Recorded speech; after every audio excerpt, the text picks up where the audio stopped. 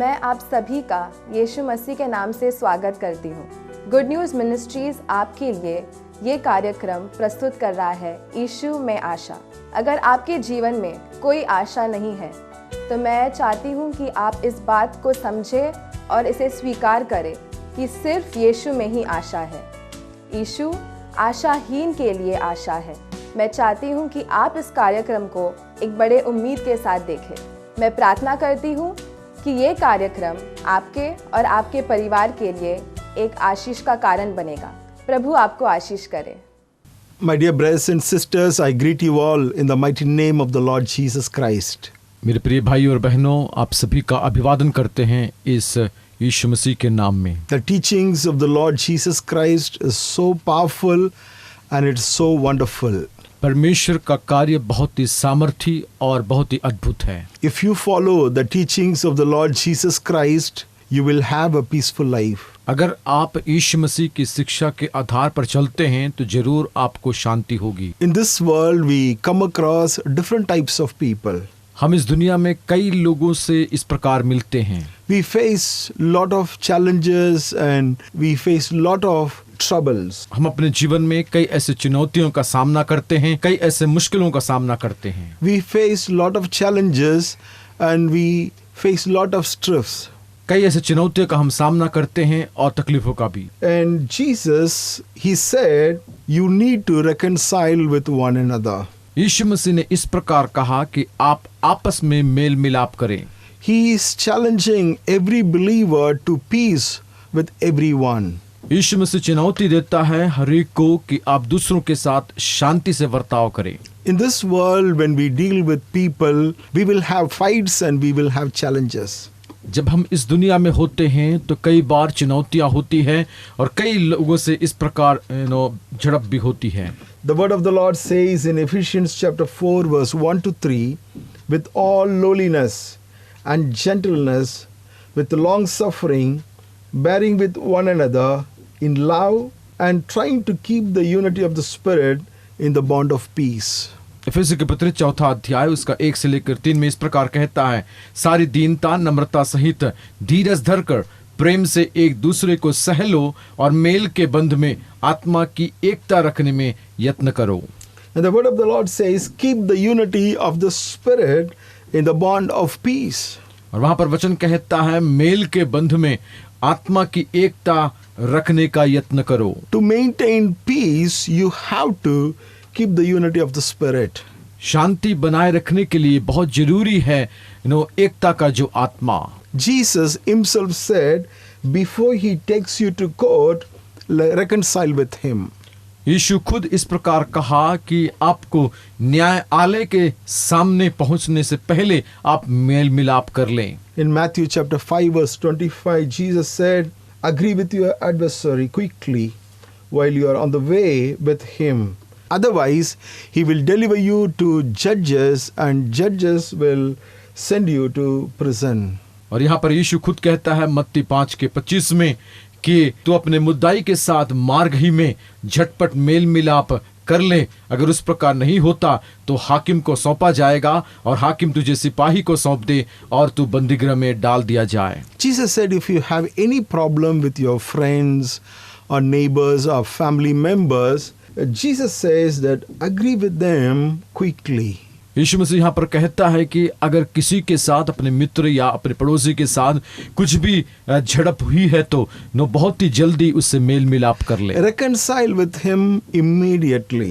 तुरंत उससे मेल मिलाप कर ले। If you do not understand, if you do not reconcile, if you do not humble yourself, finally you have to end up in prison. अगर तू अपने आप को नम्रता में नहीं लाता, अगर बातों को नहीं समझता तो आखिरकार उसका अंत बंदी गृह में होती है। Your enemies will take you to court. और आपके दुश्मन आपको न्यायालय में ले आएंगे। That's why Jesus said, reconcile with your friends or enemies immediately. इसीलिए यीशु ने कहा कि अपने मित्र या दुश्मनों के साथ तुरंत ही मेल मिलाप कर ले। Why don't you humble yourself and go and talk to him and try to understand the things in his perspective and reconcile with him. क्यों ना अपने आप को दीन करके उस व्यक्ति के पास जाए जिसके साथ आपका इस प्रकार की बात हुई, और उनकी ओर से आप देखें किस प्रकार है और उनसे मेल मिलाप कर लें। Then you will have peace of mind. तब आपको शांति का मन होगा। Then you can have one more friend in your life. You can be friendly with your enemies also. उसके साथ ही आपका एक और मित्र मिल जाएगा, और दुश्मन के साथ भी आप मित्र भाव के साथ रह सकते हैं। You don't need to spend a lot of money for the lawyers and other people. You can save a lot of monies. और उस प्रकार अदालत में इस प्रकार बहुत से धन खर्च करने की जरूरत नहीं पड़ेगी, और आप उनके साथ मेल के साथ रह सकते हैं। And above all, you can sleep peacefully. उससे बढ़कर शांति के साथ आप आराम कर सकते हैं। That's why Jesus said, whenever you have problem with anyone, reconcile immediately.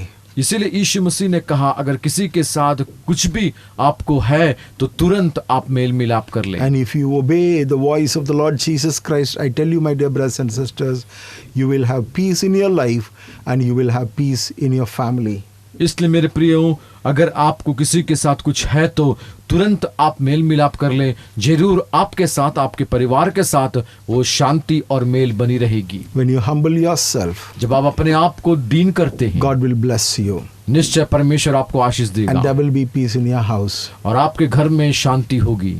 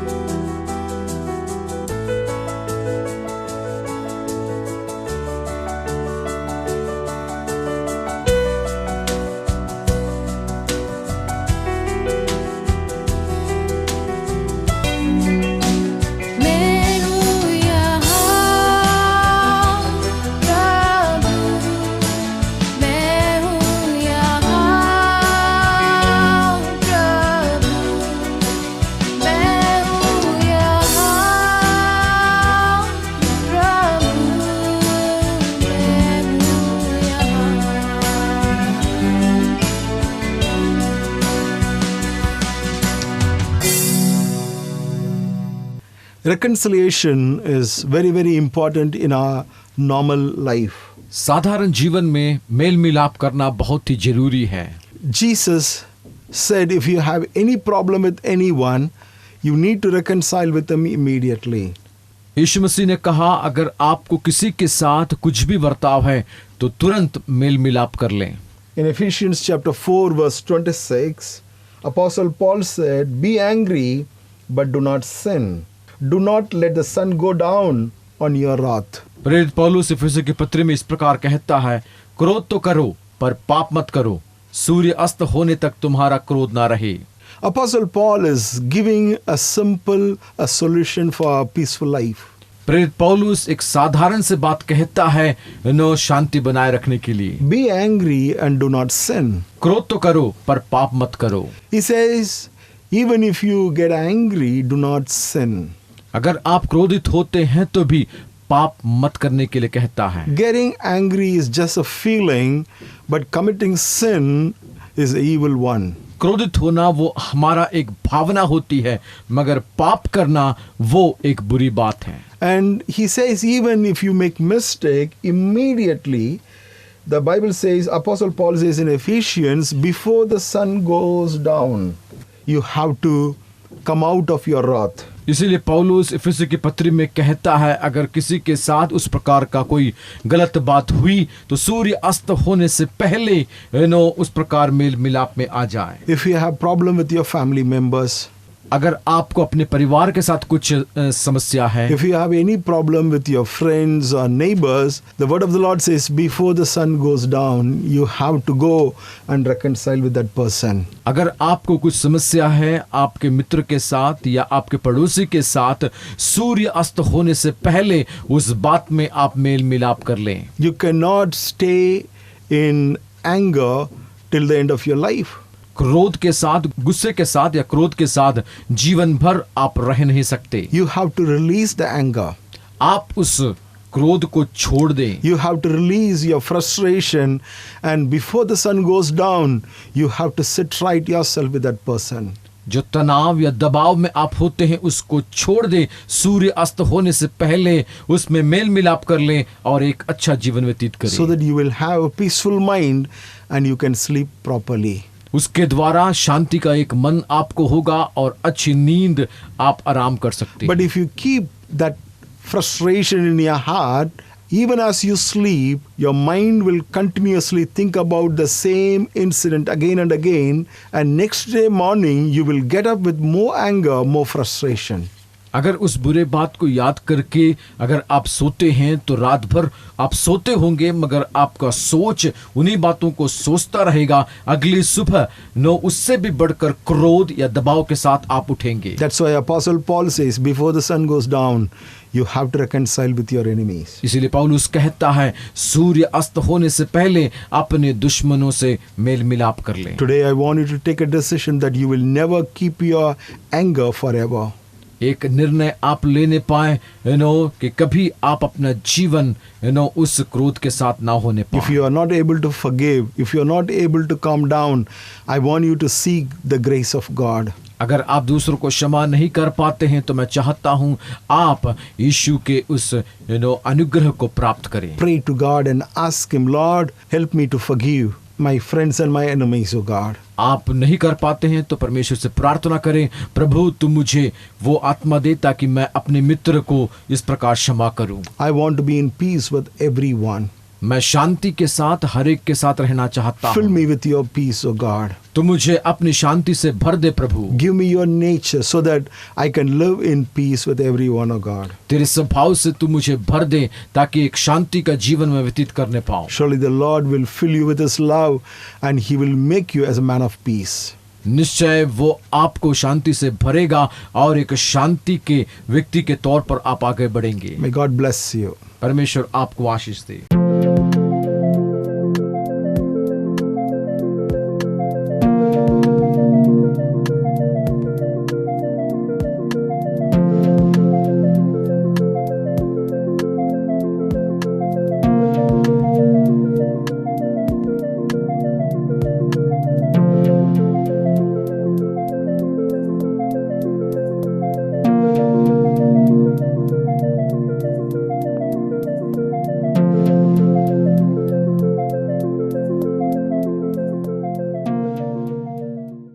My dear brothers and sisters, we have been dealing with reconciliation. हम बातें कर रहे थे मेल मिलाप के बारे में।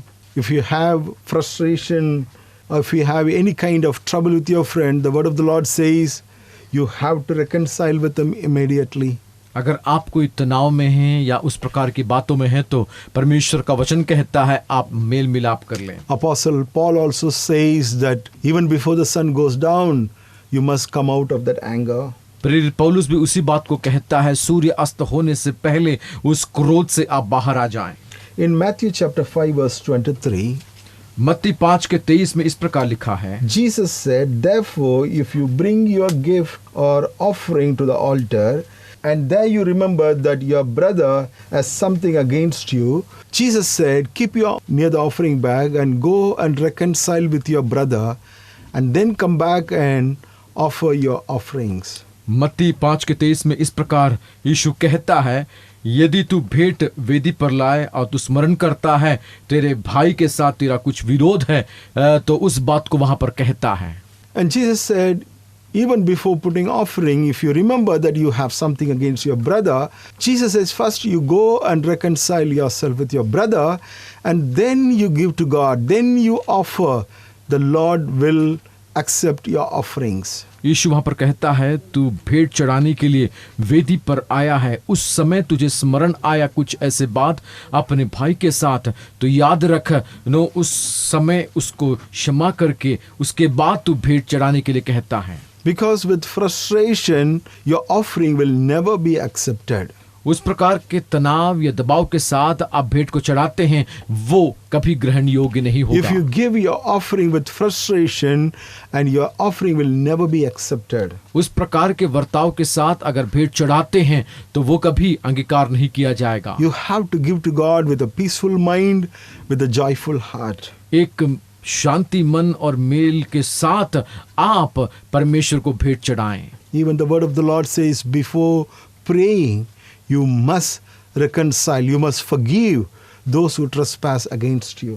परमेश्वर का वचन ये भी कहता है, प्रार्थना करने से पहले आप उस प्रकार मेल मिलाप करें अगर कोई आपके विरोध में कुछ कहा है तो। If you want to ask forgiveness from the Lord, or when you ask forgiveness from the Lord, you must understand that you cannot ask forgiveness from the Lord without forgiving your own brothers and sisters. जब अपने आप को उसमें ले आते हैं क्षमा करने की बातों में, तो सबसे पहले हम अपने भाइयों से क्षमा करें। Even in Lord's Prayer, Jesus taught his disciples to pray like this: forgive our sins as we forgive those who trespass against us. जिस प्रकार यीशु ने अपने चेलों को वो प्रार्थना सिखाया, उसमें भी इसी प्रकार की बात को कहता है कि हमने अपने अपराधों को क्षमा किया है, वैसे ही तू भी हमारे अपराधों को क्षमा कर। Indirectly in this place, Jesus taught a beautiful truth. If you do not forgive others, your sins will never be forgiven. वहां यीशु साफ तौर पर सिखाता है, अगर तू अपने भाइयों की पापों को क्षमा नहीं करेगा तो तेरे पाप भी क्षमा नहीं किए जाएंगे। If you have anything against your brother, your offerings also will never be accepted. अगर आपके भाई के साथ आपको कुछ है तो आपके भेंट को ग्रहण नहीं किया जाएगा। My dear brothers and sisters, to experience the presence of God and the power of God, you must reconcile with everyone. परमेश्वर की सामर्थ और उसकी शांति को अपने जीवन में महसूस करने के लिए मेल मिलाप करना बहुत जरूरी है। Before prayer, before giving to God, I want you to sit right yourself with your adversaries and then come and seek the face of God. Then give to God. God will accept your offerings and God will forgive you. प्रार्थना करने से पहले, परमेश्वर को भेंट देने से पहले आप अपने आप को उस वर्ताव में ले आए कि आप क्षमा करें, ताकि उस प्रकार परमेश्वर की आशीष आप में होने पाए। When you come to God, you have to come with a clear heart. जब आप परमेश्वर के सम्मुख में आते हैं, साफ हृदय के साथ आप आए। You cannot come to the presence of God with unforgiving attitude. क्षमा ना करने वाली एक विचार के साथ आप परमेश्वर के सम्मुख नहीं आ सकते। Your offerings will never be accepted if you have unforgiving attitude. आपके भेंट ग्रहण नहीं किए जाएंगे अगर आपके पास क्षमा करने का मन नहीं है तो। That's why Bible says we have to keep the unity of the Spirit in the bond of peace. इसीलिए एकता का वो आत्मा हमें बनाए रखना है उस शांति को प्राप्त करने के लिए। If you're not able to forgive others, अगर आप दूसरों को क्षमा नहीं कर पाते हैं तो I want you to pray मैं चाहता हूं कि आप प्रार्थना करें and ask Jesus, Jesus, give me your heart and give me your spirit, और यीशु से मांगे, यीशु तेरे हृदय और तेरी आत्मा मुझे दे, so that I can forgive my enemies also, Lord. ताकि प्रभु मैं भी अपने दुश्मनों को क्षमा करने पाऊं। Lord, you were able to forgive those who were crucifying you, Lord. प्रभु तू योग्य था, तू कर पाया जो कोई तुझे क्रूस पर चढ़ाए उनको क्षमा करने के In लिए। the same way, Lord, help me to forgive everybody, those who trespass against me, Lord. उसी प्रकार प्रभु हर एक व्यक्ति जो मेरे साथ उस प्रकार का वर्ताव किए हैं उनके साथ क्षमा करने के लिए मुझे भी मन दे। Shall we pray? आइए हम प्रार्थना करें। Heavenly Father, स्वर्गीय पिता, in this time we come before your presence, O God. इस समय हम आपकी उपस्थिति में आते हैं। We commit your children into your mighty hands, O God. लोगों को तेरे हाथों में देते हैं प्रभु जी। Lord, I especially pray for the people, those who are listening to my message. विशेष करके उन लोगों के लिए मैं प्रार्थना करता हूँ जो मेरे वचन को सुन रहे हैं। Lord, fill their heart with your spirit and with your love, O God. उनके हृदय को तेरी आत्मा और तेरे प्रेम से भर दे प्रभु जी। Give your children a great understanding, O Father.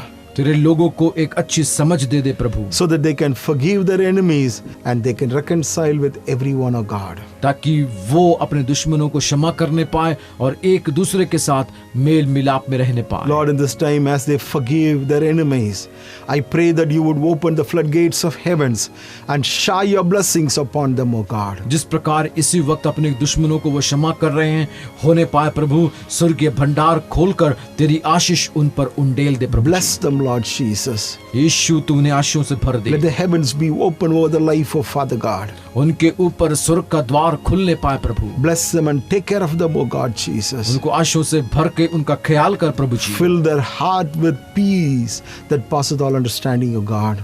उनके हृदय को उस शांति से भर दे जो सारी समझ को ले आती है। Fill their house, fill their family with peace, oh Father God Jesus. उनके परिवार को, उनके घरों को शांति से भर दे प्रभु। May the joy of the Lord overflow in their life, oh God. होने पाए परमेश्वर का आनंद उनके घर में उमड़ने पाए। Cover them under your wings, oh Father. अपने पंखों के तले उन्हें छुपा ले प्रभु। Thank you, Lord, for answering our prayers. धन्यवाद देते हैं तूने प्रार्थना का उत्तर दिया। In Jesus' name I pray. यीशु मसीह के नाम में प्रार्थना मांगते हैं। Amen. आमीन।